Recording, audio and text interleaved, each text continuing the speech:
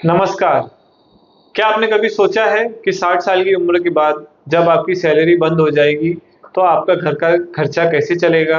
आपकी जो भी खर्चे रहेंगे, दवाई के खर्चे, आपकी बिजली की बिल, आपका राशन का खर्चा, ये कैसे पूरा होगा? क्या आप किसी और पर निर्भर रहेंगे? तो इसी सिचुएशन को ध्यान में रखते हुए भारत सरकार ने आपके लिए एक योजना लाई है, जिसका नाम है अटल पेंशन योजना। इस पेंशन योजना के बारे में हम इस वीडियो में विस्तार से बात करेंगे और आपको इसकी हर एक सच्चाई बताएँगे। तो इस वीडियो में मैंने कुछ ऐसी बात भी बताई है, अगर आप वो नहीं समझेंगे, तो हो सकता है कि आप इसका फ़ायदा नहीं उठा पाएँगे। तो इस वीडियो में अंत तक बने रहें, ताकि आपका वो डिटेल मिस ना हो। नमस्कार, मैं रहीम शेख और आप देख रहे हैं सरकारी हक, जहाँ हम देते हैं आपको सरकारी योजनाओं के बारे में सारी जानकारी बहुत ही स्पष्ट, सरल और आसान अंदाज में, बिना किसी अफवाह के। अटल पेंशन योजना ये भारत सरकार द्वारा शुरू की गई स्कीम 2015 में शुरू की गई थी। इसका उद्देश्य था कि जो भी असंगठित क्षेत्र में लोग काम करते हैं, जैसे कि दिहाड़ी मजदूर, किसान और भी लोग जो असंगठित क्षेत्र में आते हैं, उनको पेंशन देने के लिए शुरू की गई थी। इस स्कीम को मैनेज करती है pension fund regulatory development authority, जिसको हम टीएफआरडी भी कहते हैं। जैसे बैंक के लिए आरबीआई है, वैसे ही एपीवाई के लिए पीएफआरडी है। तो अटल पेंशन योजना में आपको आपकी पेंशन अमाउंट चूज करनी होती है, सिलेक्ट करनी होती है, यानी कि 1000 से लेके 5000 तक। इसमें 5 पेंशन का आपको चॉइस है, 1000, 2000, 3000, 4000 और 5000।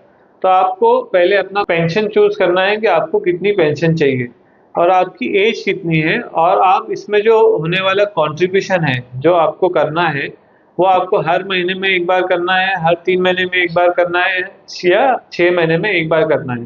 तो इन चीज़ों के ऊपर आपका कंट्रीब्यूशन निर्भर होता है। अब मैं आपको एक उदाहरण से समझाता हूँ। मान लीजिए अगर कोई शख्स है 18 साल में इस स्कीम में जॉइन करना चाहता है 1000 पेंशन के लिए, तो उसको केवल 42 रुपए 42 रुपीज़ भरना होगा। अगर वही शख्स अगर 5000 पेंशन के लिए सिलेक्ट करना चाहता है, तो उसको 210 रुपए महीना देना पड़ेगा। और ये जो कंट्रीब्यूशन है, वो उस शख्स को 60 साल तक करना पड़ेगा, यानी कि 60 इयर्स की एज होने तक उनको कंट्रीब्यूशन रेगुलरली करना पड़ेगा। और अगर ये कंट्रीब्यूशन रेगुलरली होता है, तो 60 साल के बाद में उनका पेंशन शुरू हो जाता है।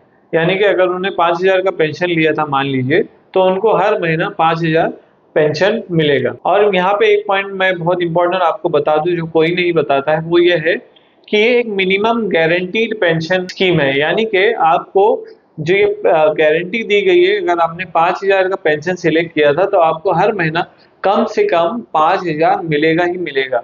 और अगर आपने जो अभी तक कंट्रीब्यूट किया है, उसकी वैल्यू अगर इतनी है कि उससे बनने वाली जो पेंशन है वो 5000 से ज़्यादा बनेगी, तो आपको 5000 से ज़्यादा का पेंशन भी मिल सकता है। यहीं अगर आप दूसरी जगह देखते हैं कि अगर आपका जो कंट्रीब्यूशन जमा हुआ है, उससे बनने वाली पेंशन अगर 5000 से कम हो, मान लीजिए कि 4500 अगर बन रही है, भारत सरकार जो है आपके पेंशन में 500 मिलाएगी, आपको फिर भी 5000 पेंशन मिलेगा। तो ये मिनिमम गारंटीड का पेंशन होता है, यानी कि जो आपको गारंटी दी गई है उतना पेंशन आपको मिलेगा ही मिलेगा। यह है सबसे पहला बेनिफिट। दूसरा बेनिफिट है कि मान लीजिए उस शख्स को कुछ हो जाता है, यानी कि उसकी मृत्यु हो जाती है, तो उसकी जो पति या पत्नी होगी उनको सेम पेंशन मिलेगा।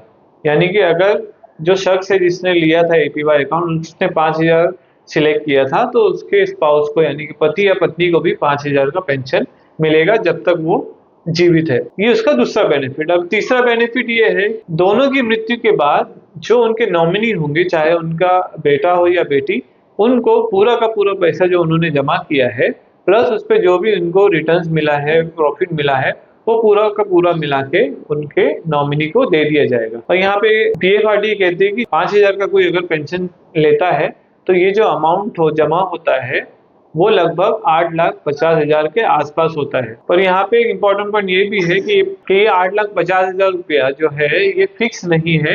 यानी कि निर्भर करता है कि अगर आपने कंट्रीब्यूशन बराबर किया है और उसके ऊपर रिटर्न्स बराबर से 8% से अधिक मिल रहे हैं, तो ये कॉर्पस जो है 8,50,000 के आसपास होता है। अगर मान लीजिए उसी शख्स की अगर मृत्यु 60 साल के पहले हो जाती है, फर्ज करते हैं कि 50 की उम्र में हो जाती है, तो यहाँ पर स्पाउस के पास, यानी कि उसके पति या पत्नी के पास ऑप्शन होता है कि वो या तो इस स्कीम को बंद करके पूरा का पूरा पैसा जो उसमें अभी तक जमा हुआ है, रिटर्न्स के साथ वापस ले ले, या फिर इसी अकाउंट को वो कंटिन्यू करे और 10 साल तक उसमें कंट्रीब्यूशन करे और उसके बाद में उनको पेंशन मिलना शुरू हो जाएगी। तो कोई भी भारतीय नागरिक 18 से 40 वर्ष के बीच में होता है, टैक्स पेयर नहीं होता है और उसका एक सेविंग्स अकाउंट होता है बैंक में, पोस्ट ऑफिस में, तो वो अटल पेंशन योजना का अकाउंट खोल सकता है। किसी भी बैंक में जाके, नजदीकी ब्रांच में जाके वो अकाउंट ओपन कर सकता है और ऑनलाइन भी ओपन कर सकता है। और इसके बारे में और जानने के लिए आप PFRD की वेबसाइट पे भी जा सकते हैं और प्रोटीन CRA जो एक सेंट्रल रिकॉर्ड कीपिंग एजेंसी है अटल पेंशन योजना के लिए, उसके वेबसाइट पे भी जाकर आप इसके बारे में और भी मालूमात हासिल कर सकते हैं। और मैं नीचे टोल फ्री नंबर भी दे दूंगा, आप वहां पे कॉल करके भी और भी जानकारी ले सकते हैं। तो उम्मीद है आज की इस वीडियो में आपको अटल पेंशन योजना के बारे में सारी सच्चाई पता चल गई होगी। आपने अगर अभी तक अटल पेंशन योजना का अकाउंट ओपन नहीं किया था तो आप जल्द से जल्द अटल पेंशन योजना का अकाउंट ओपन कीजिए ताकि ये आपके बुढ़ापे में एक सहारा बन सके। तो आज की वीडियो में बस इतना ही। अगर आपने मेरा चैनल अभी तक सब्सक्राइब नहीं किया है तो तुरंत सब्सक्राइब कीजिए और बेल आइकन को प्रेस कीजिए ताकि आपको हर एक अपडेट मिलती रहे इसी तरीके से। और इसको आप अपने दोस्तों में, परिवार में भी शेयर कीजिए ताकि उनको भी अटल पेंशन योजना के बारे में मालूम पड़े। और मैं अगले वीडियो में आपको अटल पेंशन योजना के बारे में और भी जानकारी दूंगा, जैसे कि इसमें और क्या बेनिफिट है या फिर इसमें कंट्रीब्यूशन कैसे किया जाता है, और भी जानकारी मैं आपको दूंगा। तो इस वीडियो में बस इतना ही। याद रखिए, सही जानकारी सही फैसला। धन्यवाद। जय हिंद।